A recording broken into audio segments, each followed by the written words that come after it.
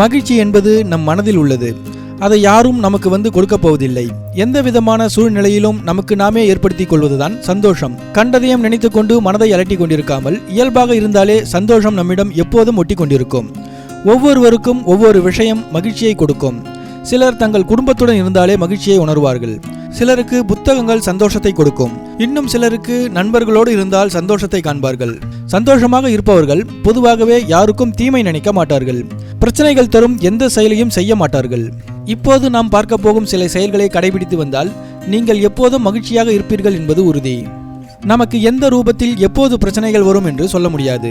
ஆனால் அவற்றை கண்டு நாம் பயந்து ஓடினால் அவை அப்படியேதான் இருக்கும், தீரவே தீராது. அவற்றை துணிச்சலோடு எதிர்கொள்ள வேண்டும். அதற்கு ஒரு நல்ல தீர்வை கண்டுபிடித்தால் பனி போல அவை விலகிவிடும். சிலர் எப்போது பார்த்தாலும் அடுத்தவர்கள் விஷயத்தில் மூக்கை நுழைத்து கொண்டே இருப்பார்கள்.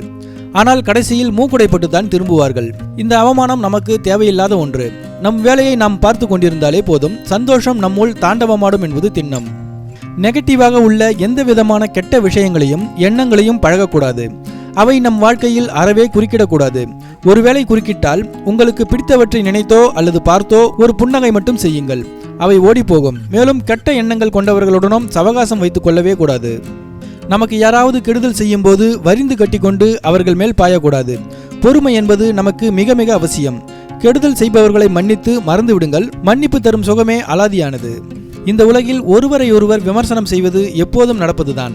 ஆனால் இத்தகைய விமர்சனங்களை பர்சனலாக எடுத்துக்கொள்ளக்கூடாது. அவற்றை பாசிட்டிவாக எடுத்துக்கொண்டு அடுத்த கட்டத்தை நோக்கி போய்கொண்டே இருக்க வேண்டும். எப்போதும் மகிழ்ச்சியாக இருக்க வேண்டும் என்று நினைப்பவர்களுக்கு பழிவாங்கும் எண்ணம் துளி கூட வரக்கூடாது. ஒருவர் உங்களை ஆழமாக காயப்படுத்தி இருக்கலாம். அதற்காக கண்ணுக்கு கண் பல்லுக்கு பல் என்று பழிவாங்கும் எண்ணத்தோடு இருந்தால் அது நம் எதிர்காலத்தையே பாதிக்கும் அபாயம் உள்ளது. போனால் போகட்டும் என்று மன்னித்து விடுங்கள். எப்போதும் சந்தோஷமாக இருப்பீர்கள்.